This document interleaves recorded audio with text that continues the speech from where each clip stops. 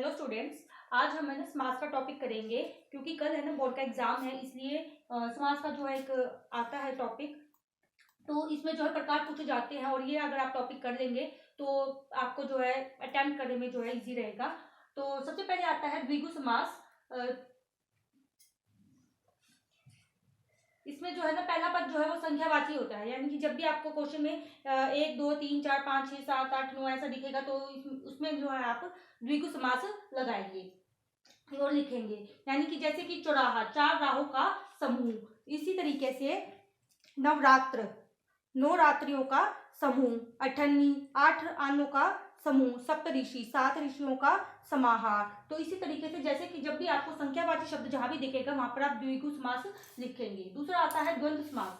द्वंद्व समास में क्या आएगा, इसमें जो है सभी पद में और आएगा या समुच्चय बोधक से जुड़े हुए होते हैं। जैसे कि माता और पिता, नाना और नानी, यानी कि जहां भी आपको और दिखे या और लगाना पड़ेगा आपको। जैसे कि माता पिता लिखा होगा तो माता और पिता, यानी कि जहां पर द्वंद्व होए तो भाई दो चीजें हैं उनको आप जोड़ रहे हैं आपस में, तो वहां पर कौन सा आएगा, द्वंद्व समास आएगा।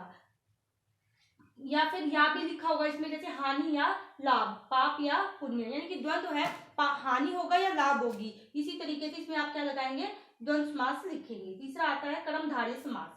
कर्मधारय समास जो होता है इसमें जो उत्तर पद प्रधान होता है। अब जो है ये कंफ्यूजन रहती है कि पूर्व पद कौन सा होता है और उत्तर पद कौन सा होता है। जैसे कि इसमें देखो, आप इसमें देख सकते हो फर्स्ट वाले में चौराहा, इसमें जो है पहला पद जो होता है जैसे कि 4 राहों का समूह, यानी कि ये क्या हो गया पूर्व पद और ये क्या हो गया उत्तर पद। यानी कि पहला पद जो होता है वो उत्तर पद होता है, दूसरा जो होता है वो पूर्व पद होता है सॉरी, और दूसरा जो होता है वो उत्तर पद होता है। इसमें जो है विशेषण और विशेष्य से आप देखेंगे विशेषण और विशेष्य क्या होते हैं। सबसे पहले तो हमें ये पता करना है विशेषण क्या होते हैं। संज्ञा या सर्वनाम की विशेषता बताने वाले शब्दों को हम विशेषण कहते हैं। और विशेष्य क्या होते हैं, जिसकी भी विशेषता बताई जा रही है उसको विशेष्य कहते हैं। जैसे कि अच्छा लड़का, यहाँ पर जो है लड़का जो है वो संज्ञा है और अच्छा जो है लड़का की जो है विशेषता बताई जा रही है, तो ये क्या हो गई विशेषण। तो लड़का और लड़का क्या हो गया, लड़के की विशेषता बताई जा रही है, तो ये क्या हो गया विशेष्य हो गया। तो इस तरीके से विशेषण और विशेष्य आते हैं। तो अंधकूप, अंधा है जो कूप, यानी कि यहाँ पर कूप की विशेषता बताई जा रही है। महात्मा, महान है जो आत्मा। तो देखिए कर्मधारय समास में ना जो आएगा या समान आएगा, ठीक है। अंधा है जो कूप, महान है जो आत्मा। ऐसे ही उपमान और उपमेय भी इसी में ही आता है कर्मधारय समास में। जैसे कि कनक लता, कनक के समान लता। अब आता है उपमान और उपमेय क्या होता है, यानी कि जिस भी वस्तु की तुलना की जाए उसको हम क्या कहेंगे, जिस वस्तु से की जाए तुलना उसको हम उपमान कहेंगे। और उपमेय किसको कहेंगे, जिसका वर्णन किया जाता है। जैसे कि इसमें देखो चरण कमल, कमल के समान चरण, यानी कि चरण जो है उसको किसके समान बताया गया है, कमल के समान बताया गया है। यानी कि कमल क्या हो गया उपमान हो गया और चरण जो है वो उपमेय हो गया।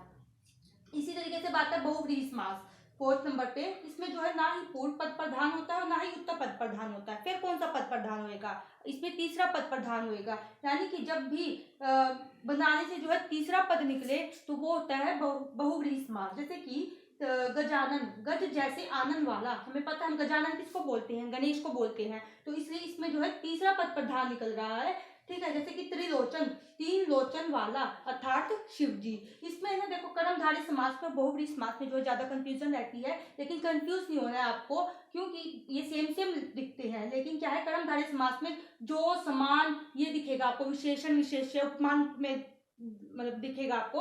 और बहुव्रीहि समास में जो है तीसरा पद निकल कर आएगा, यानी कि अर्थात करके कुछ मीनिंग निकलेगा उसका। जैसे कि मैं आपको बताऊं नीलकंठ, नीला है जो कंठ अर्थात शिव जी, यानी कि आप पता लगा सकते हैं ना। और एग्जाम्पल देख लेते हैं इसके। चतुर्भुज, 4 है भुजाएं जिसकी अर्थात विष्णु। इस तरीके से जो है तीसरा पद इसमें प्रधान होएगा। ऐसे ही कर्मधारय समास में अगर हम देखें तो महाराज, महान है जो राजा। लाल टोपी, लाल है जो टोपी। परमेश्वर, परम है जो ईश्वर। और इसके और एग्जाम्पल्स हैं कर कमल, कमल के समान कर। इस तरीके से जो है इसमें डिफरेंस अब आपको समझ में आ गया होगा। फिर आता है 5th नंबर पे आता है अव्ययी भाव समास। अव्ययी भाव समास में क्या होता है, पूर्व पद प्रधान होता है। पूर्व पद जैसे कि बताया, जैसे कि यथाशक्ति, यानी कि जो ये यथा है ये क्या है पूर्व पद है और शक्ति जो है ये क्या है उत्तर पद है, तो यहाँ पे जो है पूर्व पद जो है वो प्रधान होएगा। यथाशक्ति यानी कि शक्ति के अनुसार। आज जन्म, आ जो है यहाँ पर क्या है, पूर्व पद है, और जन्म जो है यहाँ पर उत्तर पद है। तो आज जन्म, जन्म पर्यंत, ये जो होते हैं ये अव्ययी भाव समास होते हैं। और फिर 6 नंबर पे आता है तत्पुरुष समास। इसमें जो है उत्तर पद प्रधान होता है, इसमें कारक का लोप होएगा, यानी कि इसमें आपको जो है 8 आपने कारक पढ़े होंगे। कर्ता ने, कर्म को, करण से, संप्रदान के लिए, अपादान से अलग, संबंध काके की, अधिकरण में, पर संबोधन हेरे अरे। तो लेकिन इसमें जो है ना आपको कर्ता तो आएगा नहीं और ना ही संबोधन आएगा, तो आपको ये याद करने हैं कर्म से लेकर और अधिकरण तक। यानी कि जैसे कि कर्म को, गृहगत, घर को, आया हुआ। करण से, करण से का लोप होएगा यहाँ पर, जैसे कि धनहीन यानी कि धन से हीन।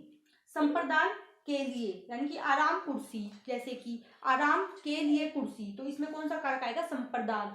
संप्रदान तत्पुरुष समास। और यहाँ पर कौन सा होगा, करण तत्पुरुष समास, करण तत्पुरुष समास। इस तरह से आपको लिखना है। अपादान से अलग यानी कि पेड़ से पत्ता अलग हो गया है, यानी कि यहाँ पर जो है एक अलग होना जो है यहाँ पर क्या दिखा रहा है, अपादान दिखा रहा है, यानी कि बिल्कुल उससे अलग होना।